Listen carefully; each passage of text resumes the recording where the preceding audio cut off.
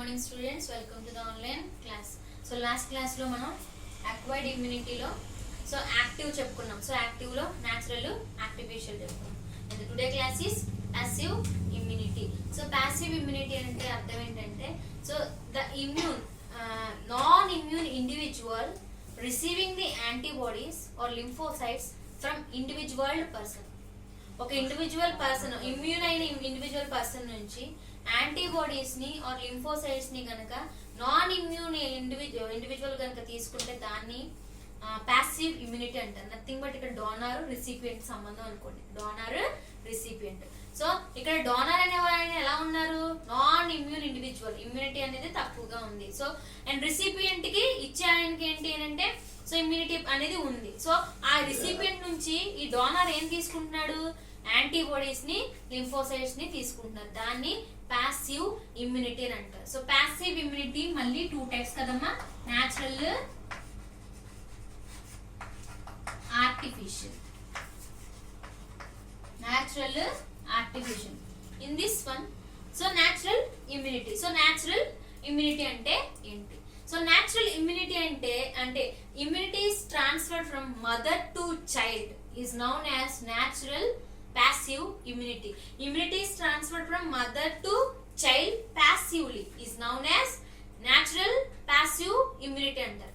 Immunity అనేది mother to child transfer అవుతుంది passive కింద. ఓకేనా? దాన్ని న్యాచురల్ పాసివ్ ఇమ్యూనిటీ అంటారు. ఎలా ట్రాన్స్ఫర్ అవుతుంది మేడం? ఓకేనా? In human beings natural passive immunity is passage of antibodies. ఇక్కడ యాంటీబాడీస్ అనేవి మదర్ టు బేబీ ట్రాన్స్ఫర్ అవుతాయి. మదర్ టు బేబీ ఎప్పుడు madam? So during the later part of the pregnancy. So pregnancy period లో mother to baby antibodies అనేవి transfer అవుతాయి through placenta. ఓకేనా? Antibodies అనేవి mother లో ఉన్న యాంటీబాడీస్ బేబీకి వెళ్తాయి త్రూ ప్లాజంటా.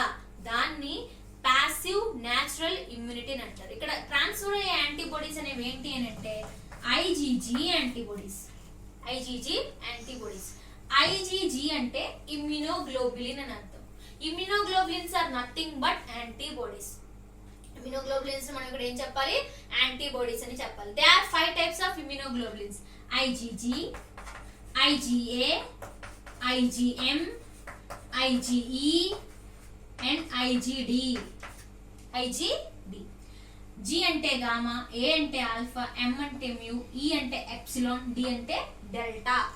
ఏ అంటే గామా, జీ అంటే గామా, ఏ అంటే ఆల్ఫా, ఎం అంటే మ్యూ, ఈ అంటే ఎప్సిలాన్, డి అంటే డెల్టా. ఇక్కడ మదర్ టు బేబీ ట్రాన్స్ఫర్ అయ్యే ఇమ్యూనోగ్లోబులిన్ ఏంటండి?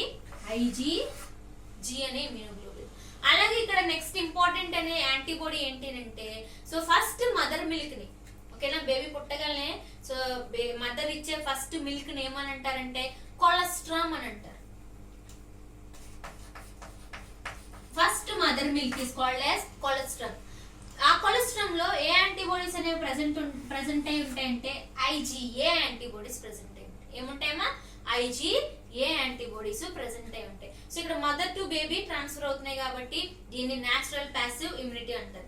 ఇంకా మీకు ఎగ్జాంపుల్ ఏంటి చెప్పుకోవచ్చు అంటే సో బ్రెస్ట్ ఫీడ్ బేబీస్ అనే వాళ్ళు హెల్దీగా ఉంటారు when compare to the bottle feeding babies. ఎందుకు మేడం? బ్రెస్ట్ ఫీడింగ్ బేబీస్ కి ఈ ఐజీఏ ఇమ్యూనోగ్లోబులిన్ అనేది వెళ్తుంది, ఇమ్యూనిటీ అనేది వాళ్ళు డెవలప్ అవుతుంది. ఓకేనా? Till 5 months of age, 5 months వచ్చే వరకు బేబీలో ఇమ్యూనిటీ అనేది డెవలప్ అవుతుంది. 5 months వచ్చిన తర్వాత ఇమ్యూనిటీ అనేది డెవలప్ అవుతుంది. అప్పటి వరకు బేబీని ఇక్కడ ఎవరు ప్రొటెక్ట్ చేస్తారంటే ఆ ఐజీజీ అండ్ ఐజీఏ ఇమ్యూనోగ్లోబులిన్స్ బేబీని ప్రొటెక్ట్ చేస్తాయి. అటువంటిది ఎప్పుడైతే ఈ బాటిల్ ఫీడింగ్ బేబీస్ లో మనం ఏం అబ్జర్వ్ చేస్తామంటే ఇంటెస్టైనల్ ఇన్ఫెక్షన్స్ కాజ్ అవుతాయి. ఎందుకంటే బాటిల్ ఫీడింగ్ కాబట్టి వాళ్ళకి డయేరియా ఆర్ ఇంకా ఏమైనా డిసీజ్ లిటిల్ కాంప్లికేషన్స్ డయేరియా చిన్నగానే అవి కలుగుతాయి. బ్రెస్ట్ ఫీడింగ్ బేబీస్ లో అలా ఉండవు. ఎందుకు ఉండవు? సో వాళ్ళ యొక్క ఇంటెస్టైన్స్ చుట్టూ కూడా ఈ కొలెస్ట్రామ్ అనేది ప్రొటెక్ట్ చేస్తూ ఉంటుంది. ఐజీఏ ప్రొటెక్ట్ చేస్తుంది. బాటిల్ ఫీడింగ్ బేబీస్ లో కొలెస్ట్రామ్ ఎలా వస్తుంది? ఉండదు కదా. సో వాళ్ళలో ఇంటెస్టైనల్ ఇన్ఫెక్షన్స్ అనేవి ఎక్కువగా కలుగుతూ ఉంటాయి అన్నమాట. అలాగే till 3 months of age the baby does not develop any proper immune response. Any mechanism అని డెవలప్ అవ్వదు. ఓన్లీ 5 months ఆఫ్ ఏజ్ వచ్చినప్పుడు మాత్రమే వాళ్ళలో ఇమ్యూనిటీ మెకానిజం అనేది డెవలప్ అవుతుంది. అలాగే మదర్ ని కూడా డ్యూరింగ్ ద పీరియడ్ ప్రెగ్నెన్సీ టైంలో మదర్ కి కూడా టెటనస్ ఇంజెక్షన్స్ అనేవి ఇస్తూ ఉంటారు. ఎందుకంటే అవి రాకుండా, బేబీకి రాకుండా, అండ్ మదర్ కూడా ఇమ్యునైజ్ అయ్యి ఉండడం కోసం సో మదర్ కి కూడా ఇంజెక్షన్స్ అనేవి ఇవ్వడం జరుగుతుంది. అలా త్రూ మదర్ టు బేబీ కనుక ట్రాన్స్ఫర్ అయితే దాన్ని న్యాచురల్ ప్యాసివ్ ఇమ్యూనిటీ అని అంటారు. Natural passive immunity. And next artificial passive immunity.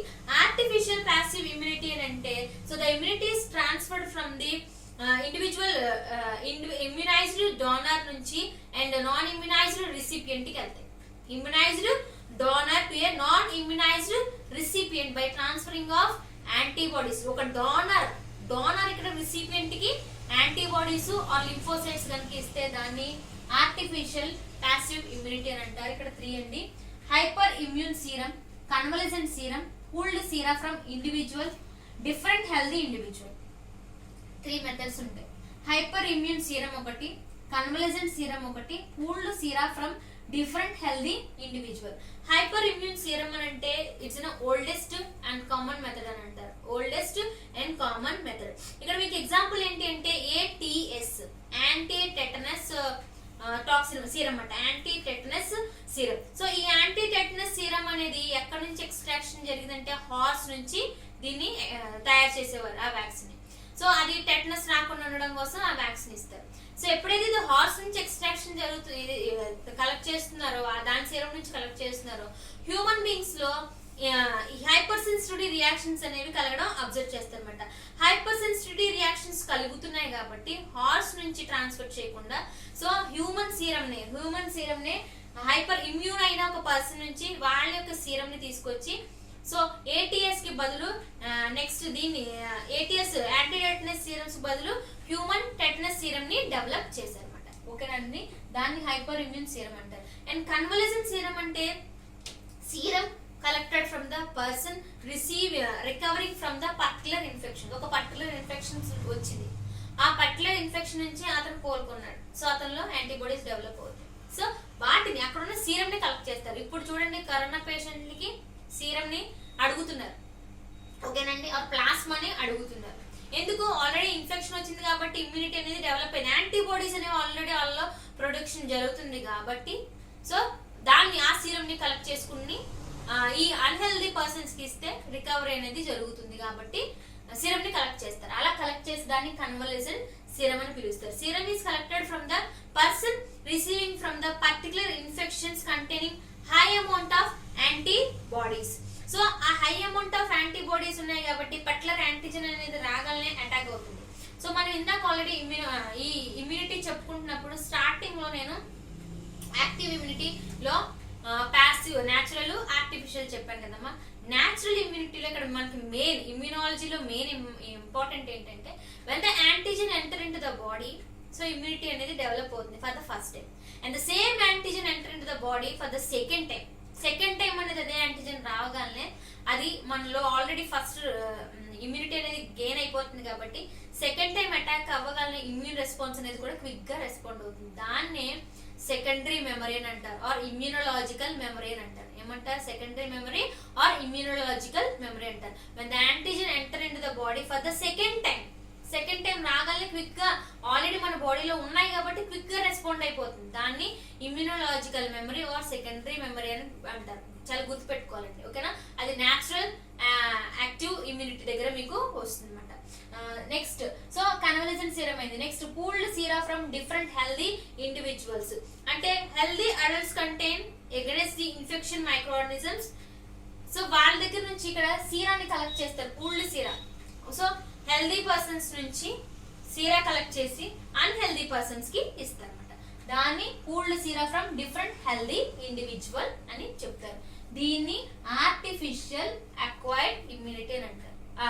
Artificial passive immunity. Artificial passive. So natural అంటే మదర్ టు బేబీ, ఆర్టిఫిషియల్ అంటే hyper immune serum, convalescent serum, pooled serum from different healthy individual.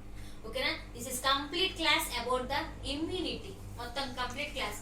Innate immunity లో factors చెప్పాను. Next acquired ఇమ్యూనిటీలో active, passive చెప్పాను. Active లో natural, artificial. Natural అంటే natural infections, artificial అంటే vaccines.